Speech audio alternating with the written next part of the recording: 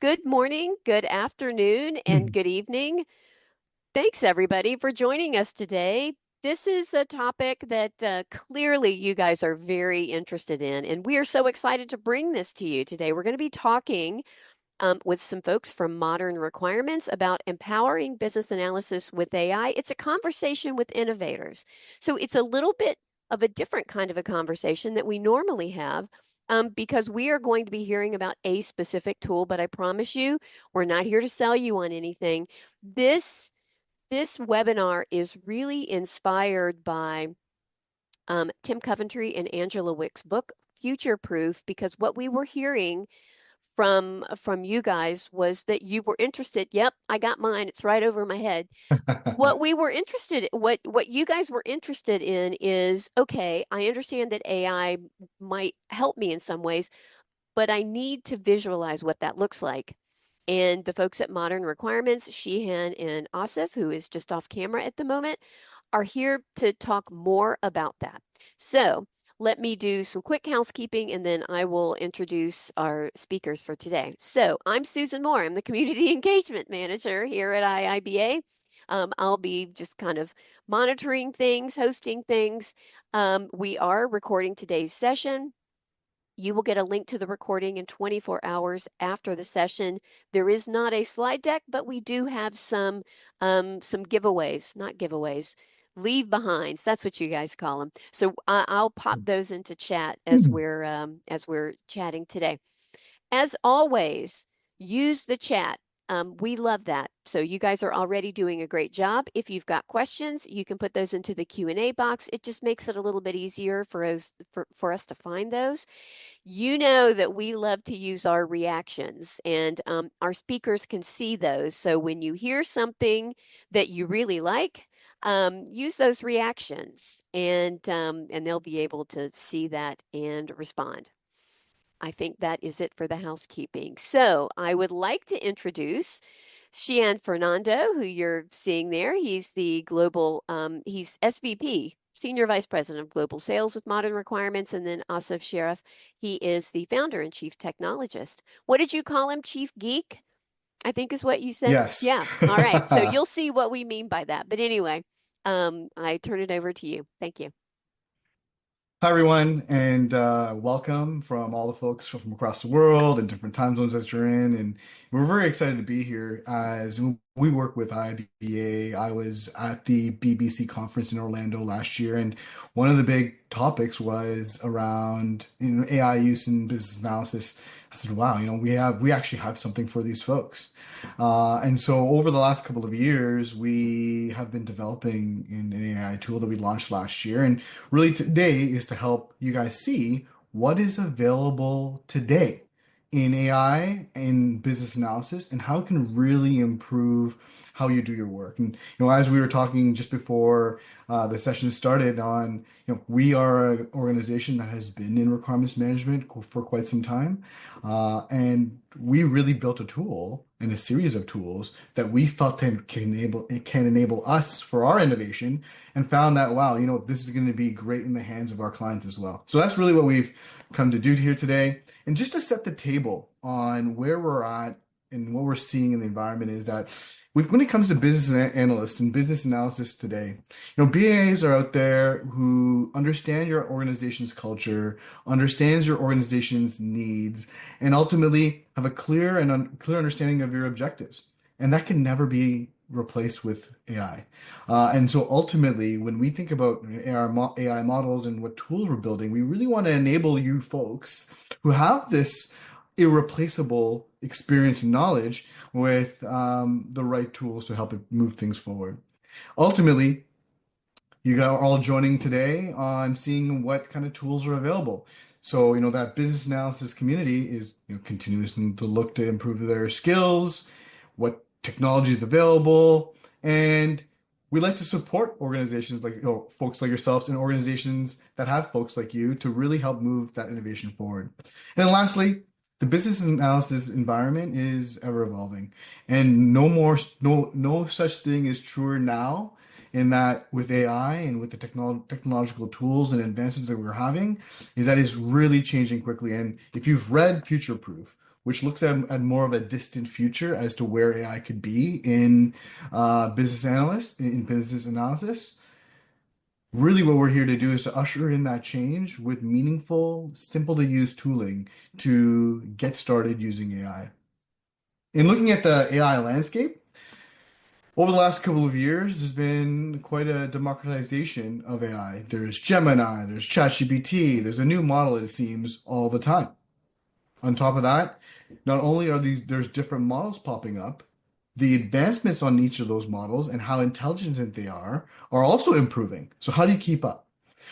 The second thing is, in using AI, one of the questions that I get quite often from CTOs and CIOs and business leaders is that, now, how secure is our data? Is learning turned off? Is learning turned on? Are we exposing our IP? And we're going to actually touch upon some of these topics as we work with many organizations from all sectors that are using AI, and how they have found confidence in using it meaningfully. And then lastly, the big question is AI here to replace people? The reality of it is, no, we don't see it that way. As an organization that is building AI tools for business analysis, we see the value in enabling folks like yourselves in using great tooling, but there's never going to be a replacement. Now, having said that, something you probably may have, if you've seen any of our live events, you may have heard me say is that, AI is not here to take your role, but people using AI probably will. Because you'll see that by using some of the capabilities that are available today, you can be far more accurate, far more efficient with how you spend your time. So really bringing those two things together, the ability to integrate the global knowledge, the ability to integrate and leverage your internal IP using AI can really help improve quality. It can really help improve velocity. And the main thing is help to you to do your role really well to help your organization be that much more competitive. The other big thing that we are looking to do with our tooling is to take data and give it and turn it into intelligence. And you'll see with AI's cognitive abilities and how we apply it in business analysis, like doing gap analysis or converting your work items into Gherkin, or elaborating further or having it analyze what you've written to see, hey, is it written well? These are how we're using data and using AI to really give you intelligence that's actionable.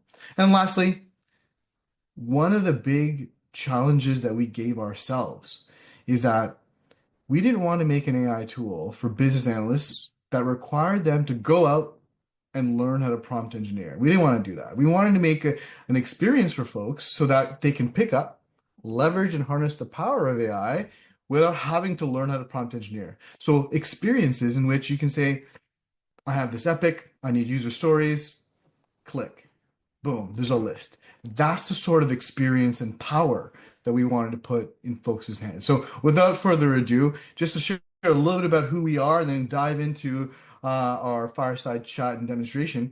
We've been in requirements management for 20 years, a Microsoft partner for over a decade. Modern Requirements, our requirements management solution, is a natively integrated extension into Azure DevOps. Copilot is our AI experience that we are going to be showing and sharing with you today. In fact, working with Microsoft over the last couple of years, our Copilot for DevOps and Modern Requirements has been highlighted by folks like Nicole Dezen, the Chief Partner Officer at Microsoft in 2023. And then recently in 2024, Kevin Scott, the CTO of Microsoft, highlighted us as AI transformation partner in Build. So when it comes to making tools that are enterprise ready, that are easy to use, and really knowing this domain of requirements management, we really feel proud in that we've been able to make these strides in this space, but also really working with some of the best and biggest players in this space. Our solution, so Copilot for DevOps is the AI solution we'll be looking at today, is a standalone experience, which is an extension into Azure DevOps, but it can also be paired with our modern requirements tools. So things like traceability and document generation and review, sign off, all of that is part of modern requirements, but we can pair Copilot and modern requirements together. And if your organization is not ready for AI just yet, even though that you may be. Model requirements, it can be a standalone experience as well. So with that being said, I'm going to stop sharing for a moment. And I want to actually introduce Asif Sharif, our chief technologist, the brains behind taking what business analysis look like using modern requirements and really bringing his ideas and thoughts to a tool that's user friendly. So, Asif, I'd love to turn it over to you for a moment, and you can show and share some of your thoughts on this space and how AI is transforming it. Right, right. Excellent. Hey guys, this is Asif Sharif. The I think this is a very interesting time to be alive in, and particularly to be a business analyst, a product owner, just in IT in general, I think. AI has certainly brought out a lot of very interesting opportunities for us. As you will see shortly, that you can really improve your quality of your product and your efficiency. About a year ago, when I met with my dev team, and our dev team is about, I guess, 75 some odd people in total. And my mandate to them was to double our productivity. So I wanted us to operate close to 150 people shop. And I'm pleased to announce that we have reached most of that goal. I think most groups have achieved that. Some people are slightly behind, some are ahead of it. In fact, more recently, when I met them, my target for them was 10x the productivity. Now, what does that mean? What does it mean to 10x? What does it mean to 2x even, right? And as you look at AI and how it can really facilitate what we do and the analysis and the thinking we put behind it, we can really push the envelope. This is how you need to think. Think about you have got 5 Einsteins at your fingertips and will do what you want it to do. What would you ask your 5 Einstein, who are your assistants, to do for you? What do you want them to do for you? And if you can put yourself in that mindset, now it's a really interesting problem to solve because it's not about conventional ways of doing things, but what is the modern way of doing things, right? And maybe towards the end of this conversation today, or this hour, we can revisit that, right? Ask yourself that question again in about 50 minutes. What would I do if I had 5 Einsteins at my disposal doing what I wanted it to do? One of the areas, Asif, that I found very exciting is that when folks are looking to really build out their hierarchy, right? They have an idea, they have this place they're going to start, and leveraging those 5 Einsteins. So, what does that look like? I wanted to, pick your brain on what made you decide that Elicit would be a great place to build an AI integration, and just kind of thinking before why this would be a great value add for BAs, and then also then what does that really look like? Love to get your Yeah. thoughts on that. Yeah. So really, when we're defining requirements, I mean, if you typically look at the process you go through, you'll have a business stakeholder that comes up with an idea. You take that idea and you have JAT sessions, you have brainstorming sessions, and you start documenting the requirement. You start prioritizing it. You start to decompose it, and so on and so forth. And that effort takes a lot of time. And even when you're done with that, you have two possible problems. One is, did you cover the scope properly? And Hmm. secondly, what is the quality of the requirements you have written? Hmm. So Hmm. one of the areas of efficiency gain and automation to a certain degree is to use Elicit for with AI to improve and speed up your work. So maybe we should dive into it. So you can see an Hmm. example because everybody talks about AI, but what does it mean for product owners or BAs? So let Yeah, this me one gets me excited. And it's share fun my because screen. one of the things, and this is really for the folks who are joining on the call, is that, when we're doing a detailed demonstration for, a prospective client or even a client of ours, we start with, okay, well, what's a project you're working on? We come into it cold. Like, what's a project you're working on? Give us an epic, and we're going to help you build it out right now in front of you, in front of your eyes, watching the power of AI build up the hierarchy, build out your user stories for that epic. Um, and so on. So I'm gonna, sorry, so I jumped in Yeah. there. I'll turn it back to you. Let's do one thing. So firstly, those of you who are familiar with Azure DevOps, this is the Azure DevOps backlog view. I'm simply going to go to an epic I've created called project management application. It can be whatever you want. And I'm going to invoke Copilot for DevOps. So Copilot for DevOps is our AI tool for BAs and POs and QAs and PMs, and to some extent developers, and to some extent automation engineers. So let's see what it can do. So what we'll start with is elicit. These are the various things it can do. And I'm going to elicit. I'm going to say, given this epic, consider the title and description and help me define my features. And ultimately, I want a title and description as the output. And then I'll just tell it to go and come up with recommendations. So it'll come up with some recommendation. It came up with these recommendations. Now I chose project management application because everybody on this group probably understands project management can thus relate to these topic areas. So I'm just going to select all of these.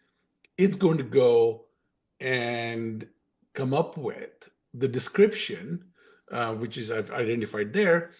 Now I could have said acceptance criteria if this was a user story, and it would go and define those for me. Okay, so it's going to go and get all the details. So now you can see it actually has defined the description for us for each one of these. And if you like something, keep it. If you don't, you can say, you know what, I don't care about file sharing, just disable it. Okay. So let's say we like all of these.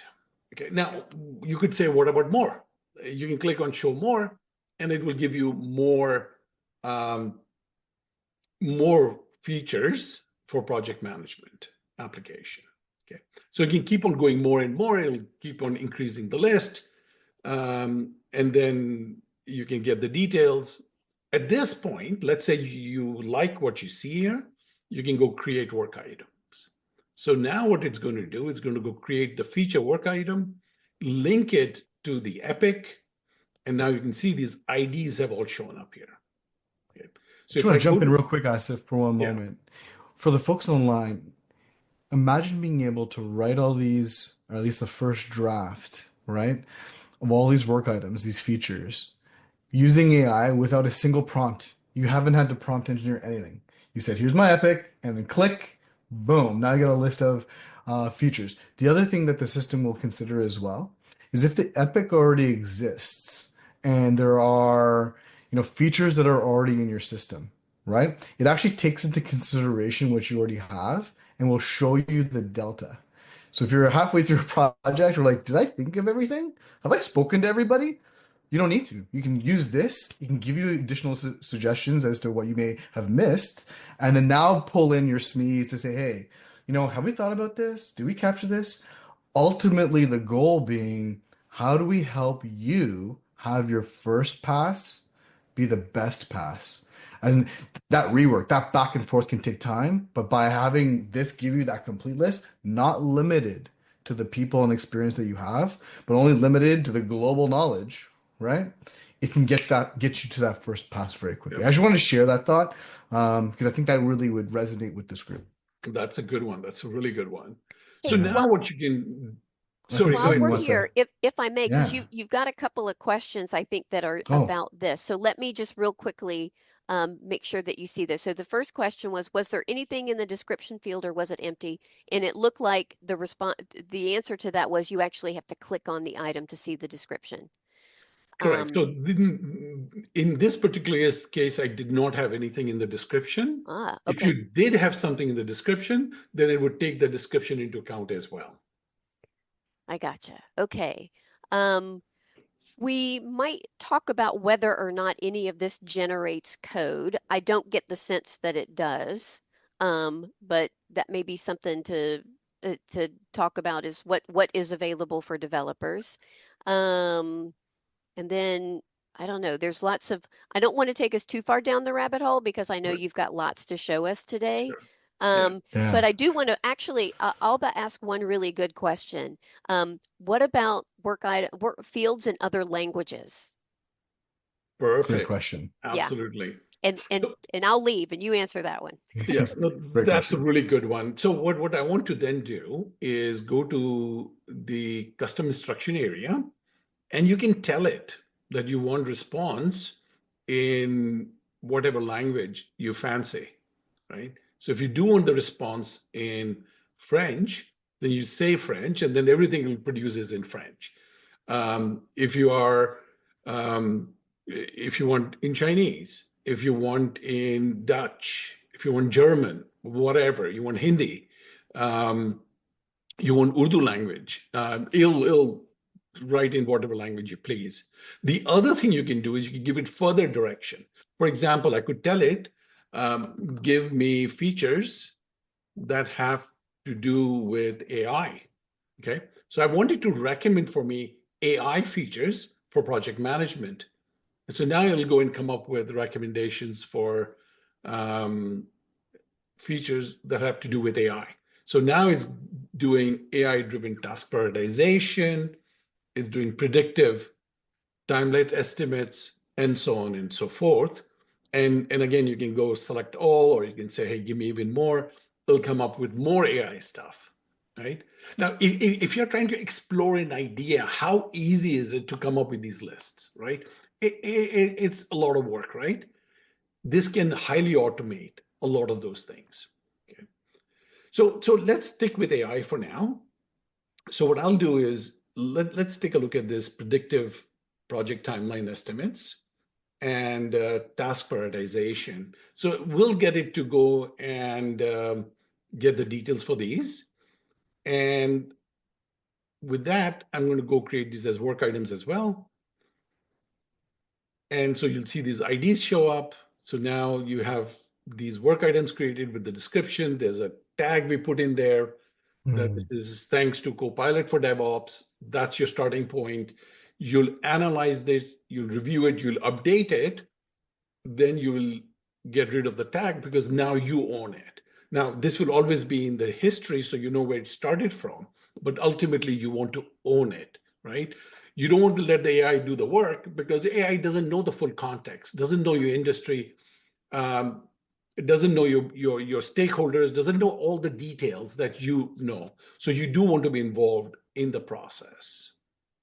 Yeah, so I think you touched on a very important point here. One of our mantras here at Modern Requirements and Copilot for DevOps is that we have experienced that the best outcomes are AI generated but human edited.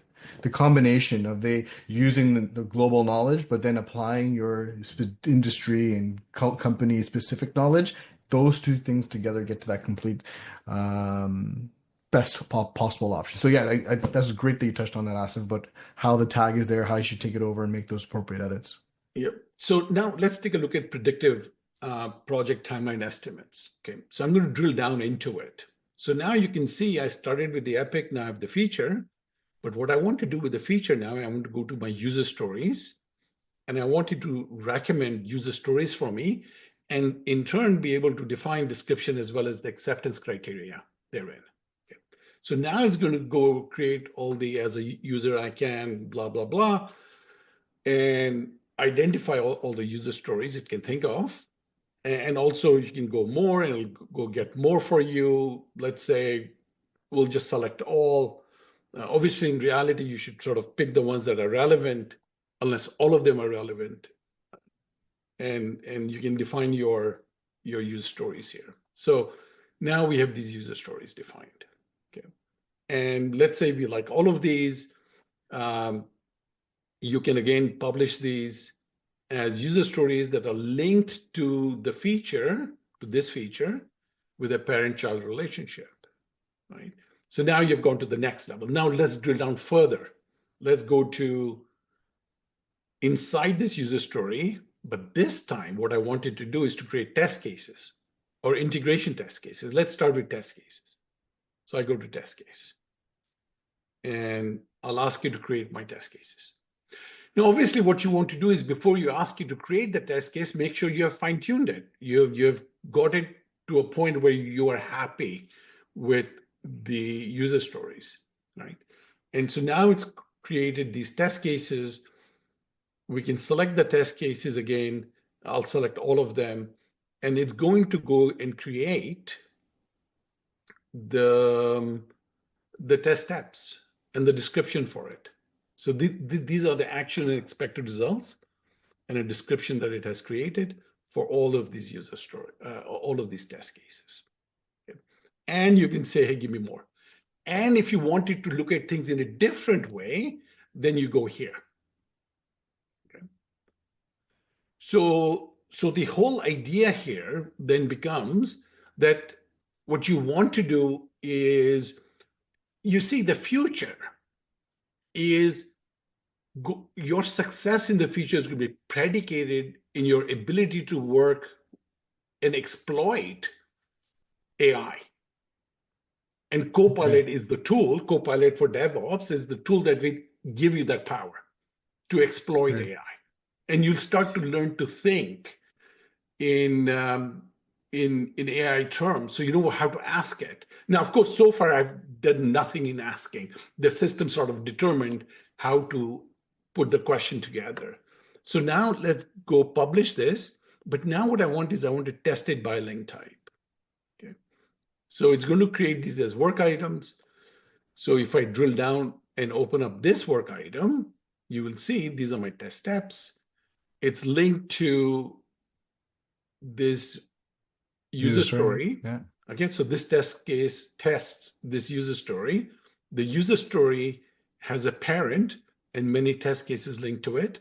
You go to the feature parent, and then you can see that this has an epic that's linked to it. So the entire body of knowledge is getting created and things are getting linked together. But most importantly, there's a tag here so that later on you can go through, make sure that you fine tune it to your specific needs and get rid of the tags as needed. Quick question for the group. With a show of hands, how many of you have hit writer's block at some point? Yeah. Now imagine having AI do that first draft for you, which takes you out of that writer's block position and puts you in the position of editor. So you're applying yourself as opposed to having to, do the nuts and bolts of it all. Now you've put yourself in that position. So that's one of the big pieces that we found with our folks is that they were able to build and iterate and be more complete without having the limitation of sitting there sometimes and scratching their head or being distracted. Is they're now curating off of a complete list as opposed to thinking about what they potentially have missed. Now, I still have a question for you. I know we have a lot of things we want to show, and we've gone from Epic all the way through to test cases. But then the next big question is what has been Copilot produced, is it written well? Is our edits that we've done to this written well? What's an easy way we can show for the folks on our event today to be able to use AI to level up what has been written and what is being documented? Yes, that's a good one. So let's take a look at this user story. Okay, so here's a user story with an acceptance criteria. And this could have been done manually, or it can be done through Copilot for DevOps. Doesn't matter. The question is it well written? How do I make it better? Okay.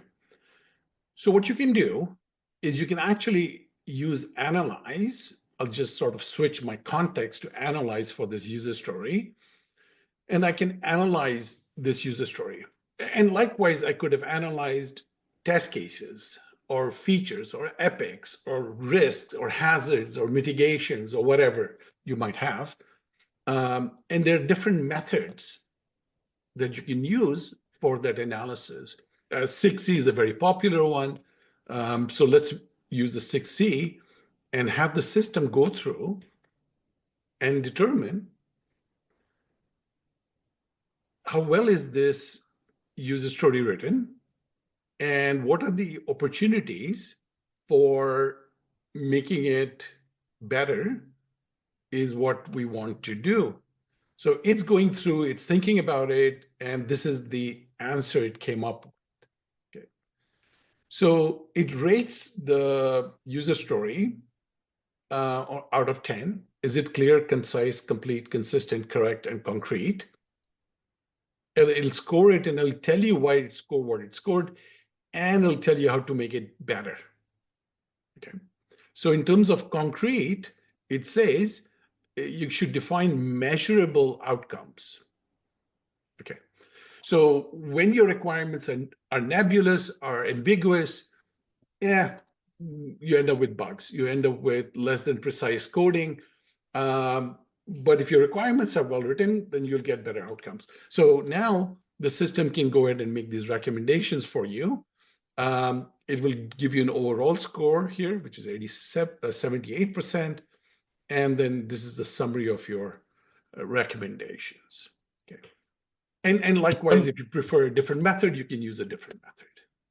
When we launched this originally for our folks, and we started to see some of the feedback from our folks in using it, and even some of our clients, we found that by using Analyze and using it consistently over time, is that it ended up acting as a bit of a coach, right? So, if you had someone who was very verbose and what they're writing for their requirement data and their descriptions are far too wordy, this would tell it to be more concise. And then using it over and over again, it's giving it the same sort of feedback. And what we have found is that folks' writing have improved because at time of before they send it off for review or send it off to be peer reviewed or send it to a stakeholder for their thoughts, they're able to run it through Analyze, make the appropriate correction, but then as they continue to do it, they've just improved. So we've kind of a butterfly effect. We didn't anticipate how it would impact people's actual writing ability, but the AI tool has helped the person using the AI tool improve in how they write too. So it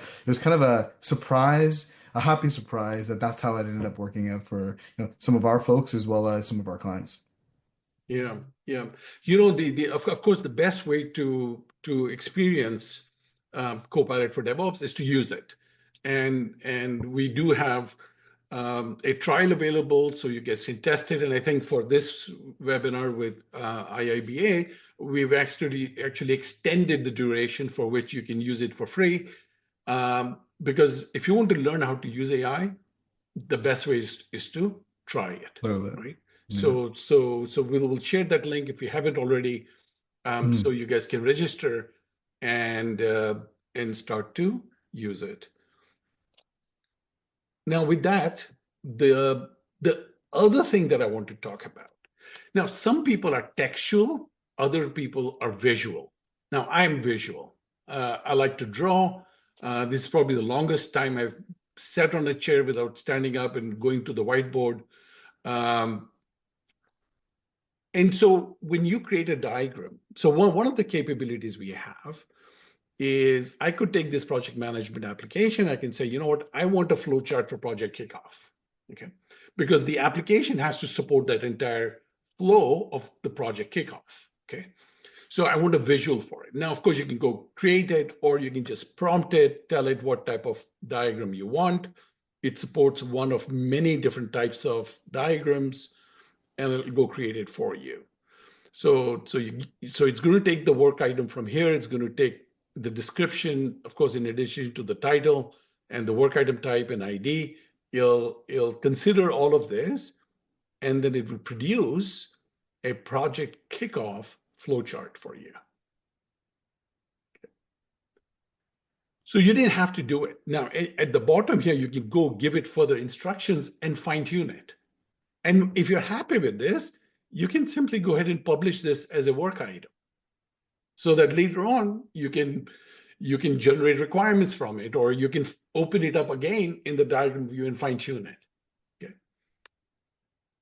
And you can even go to the explanation area and have it generate an explanation of what that flowchart is showing you.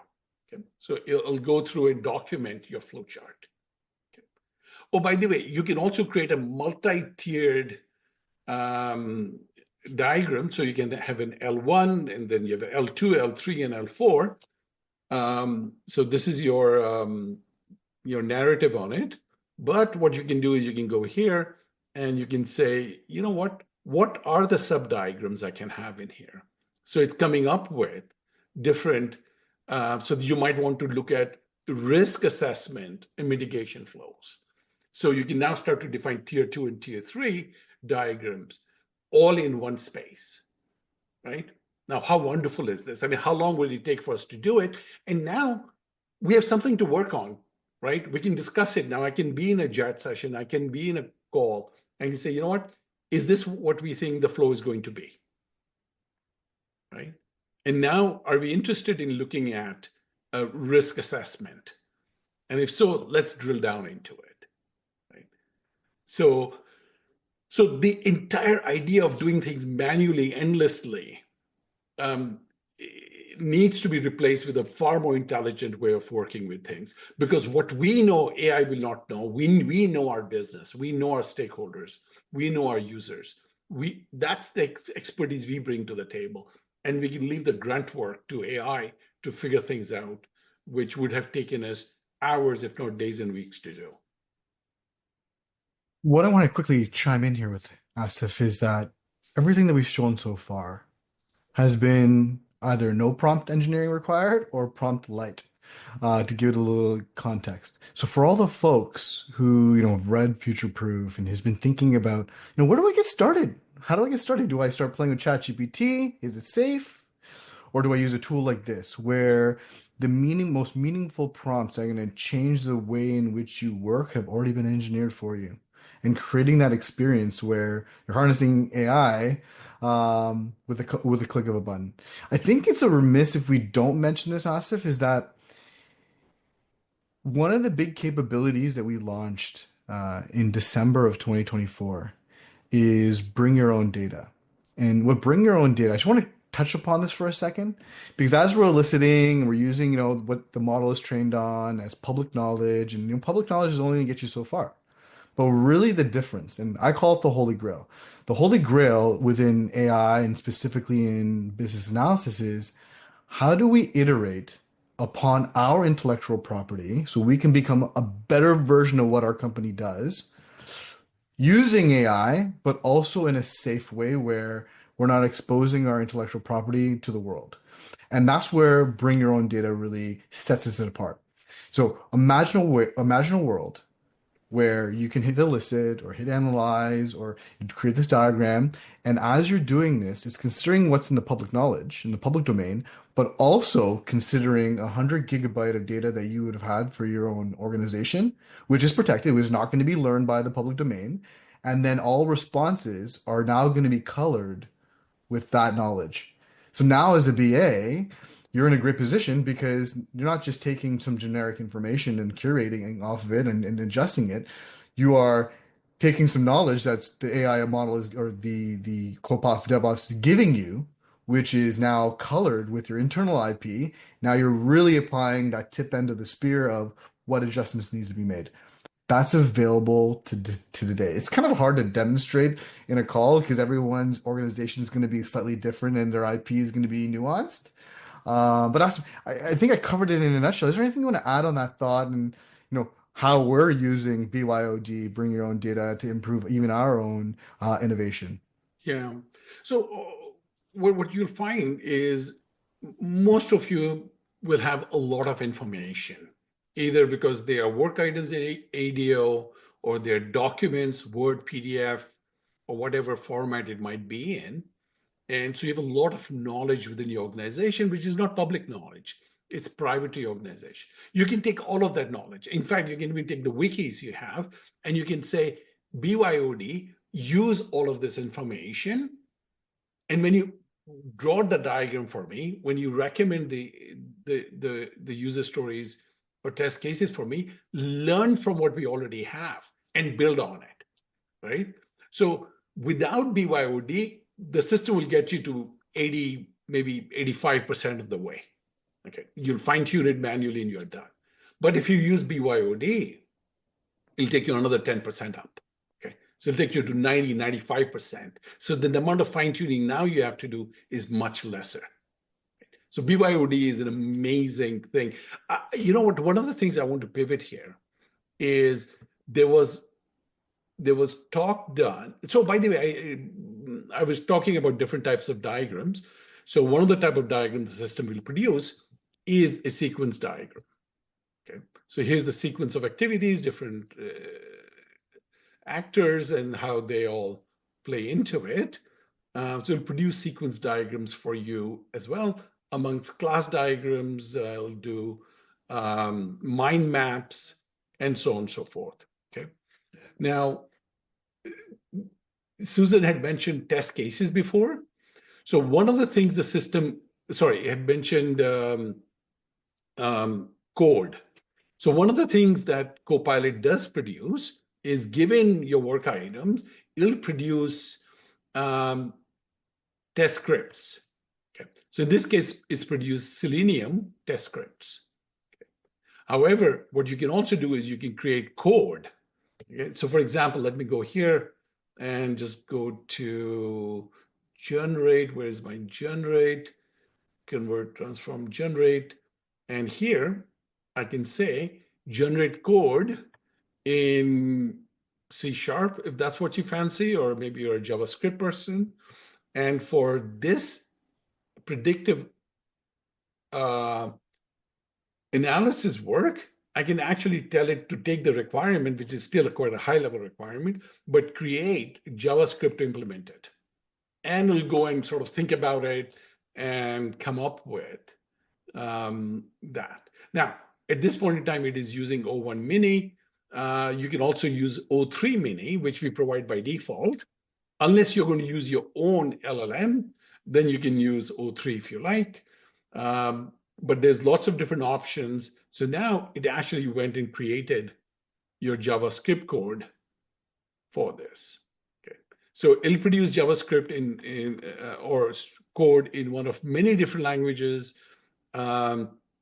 If you're doing work with AI, machine learning, you can use R if you like.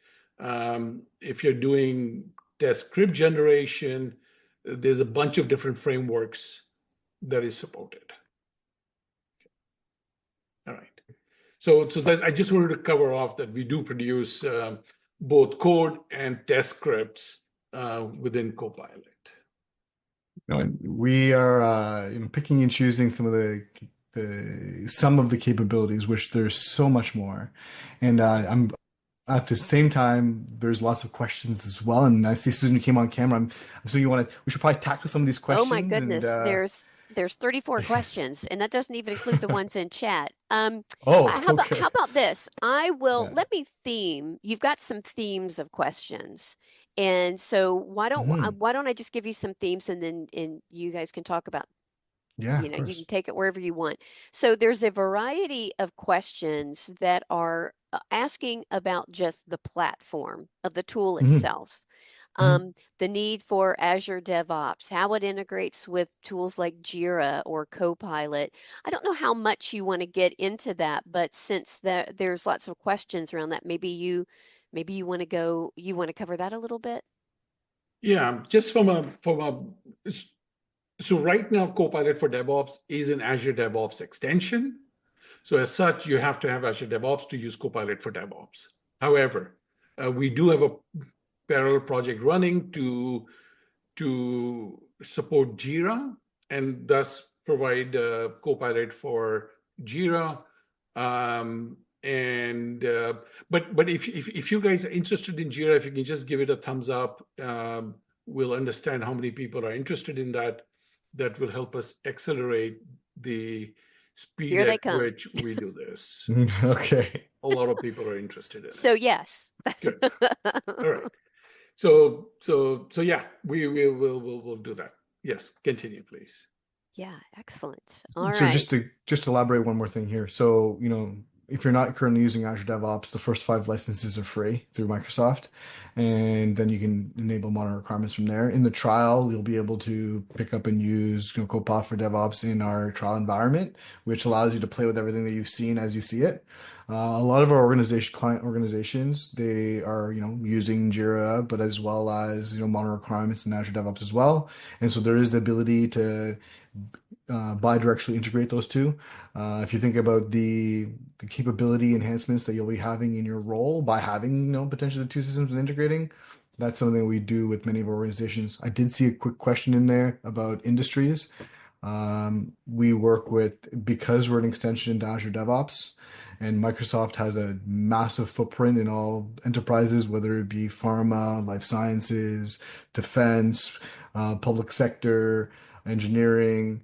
We actually work with all of them and some of the biggest organizations in them because the data is stored within Azure DevOps and the safety and security of that platform and modern requirements and Copilot for DevOps adds all this productivity gains into it. So I just want to give you that in a nutshell because I think I answered a couple of the questions that were popping up Yeah, in chat. So back to you, yeah, Susan. I think that you did.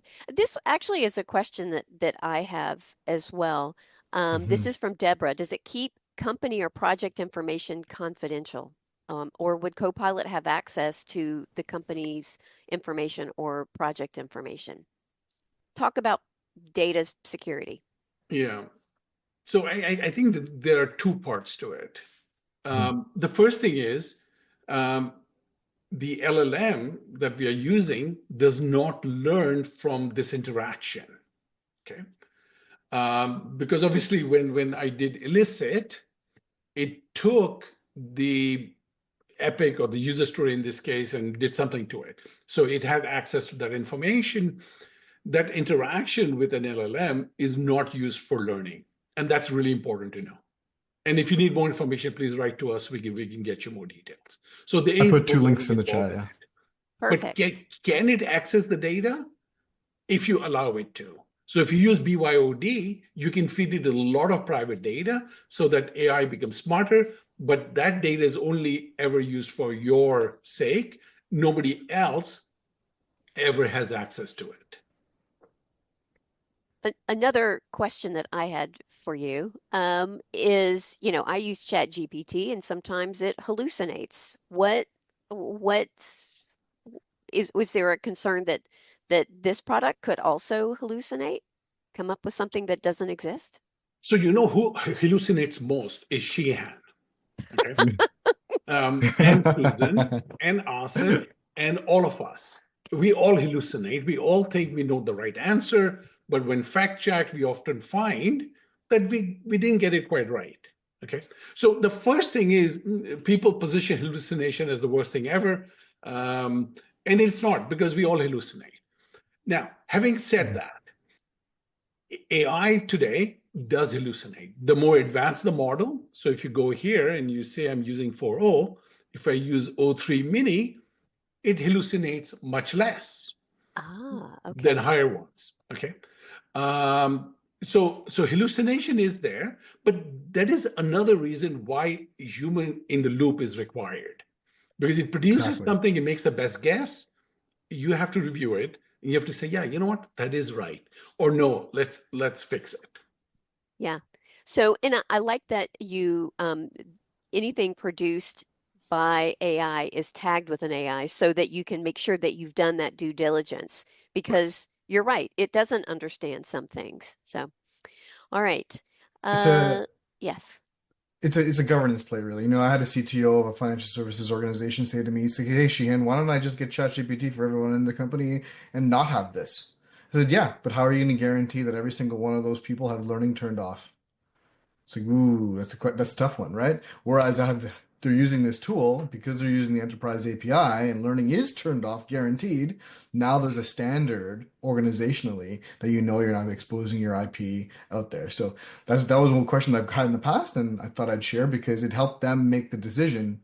Yeah, an enterprise, ready tool is the best path forward. Natively integrated ready enterprise level tool is the best path. So I just want to add that in there. No. Great Mhm. point. Um, you have another theme of questions around how do you control the outputs? Let me kind of give you one question. Mhm. For example, if I wanted it to write in a particular way, Gherkin over user story over some other thing, so there, or I want it to produce some kind of templates, maybe talk about the ways that you can control the format and the outputs, Right. and how that happens.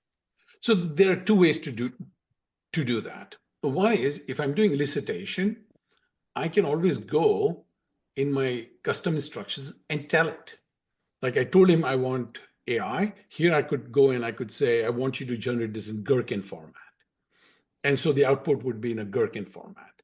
The other is, for example, I've Mhm. already created a user story, but what I want to do is to take this user story and maybe I'll take acceptance criteria in there, and I'll have it convert this to Gherkin because I already did it in one way. Or I already have done it manually in the past. But of course, Gherkin is extremely useful for many, many reasons. Plus, I think it's a brilliant way of writing requirements.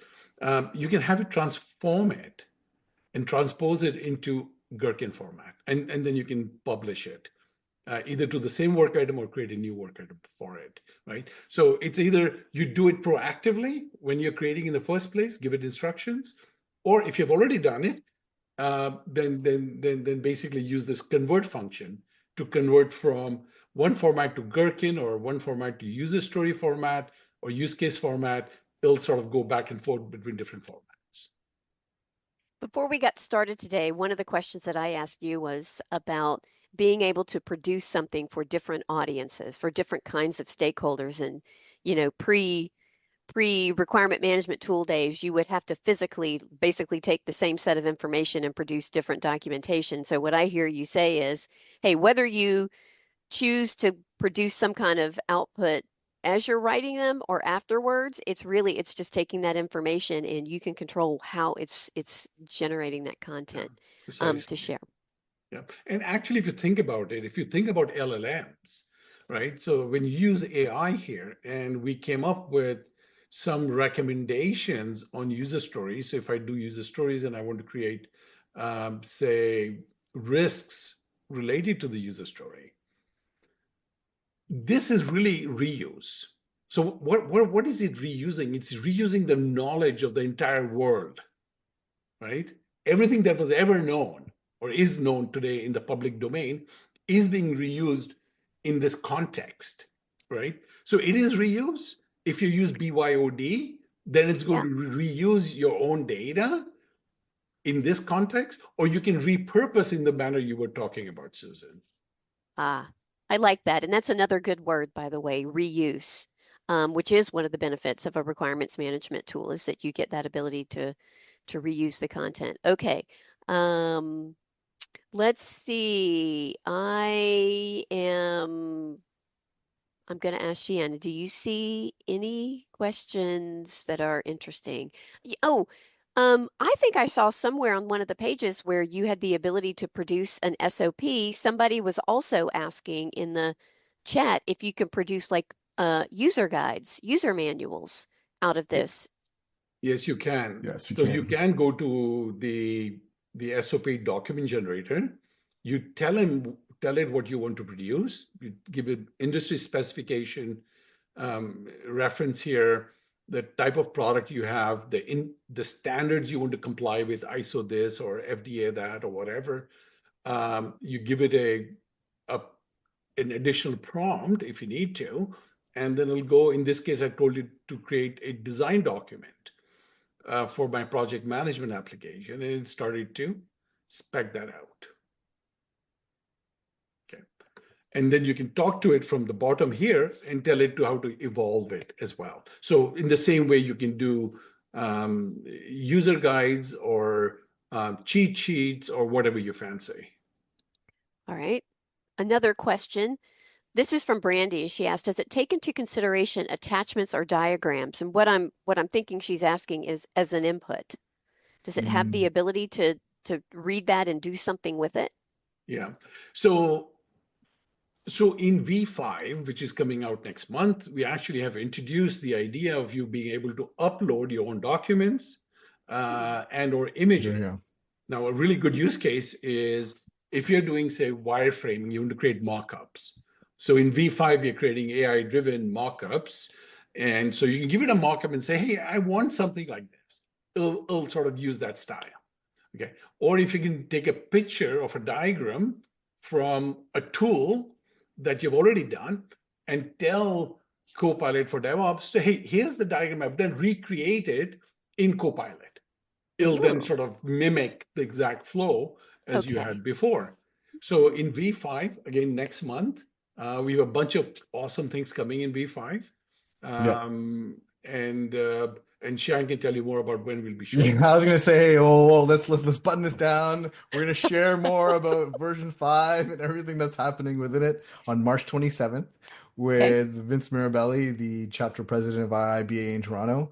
That's right. We're actually doing a session with him in March 27th. Mark it on your calendars. If you follow a Modern Requirements or Copilot on LinkedIn, or you follow myself, I'll obviously be posting. I would register for that. So if using your own documents excites you, if seeing some of the tools that we've already shown you excites you and you want to see what's coming out of our R&D team, which is working overdrive while using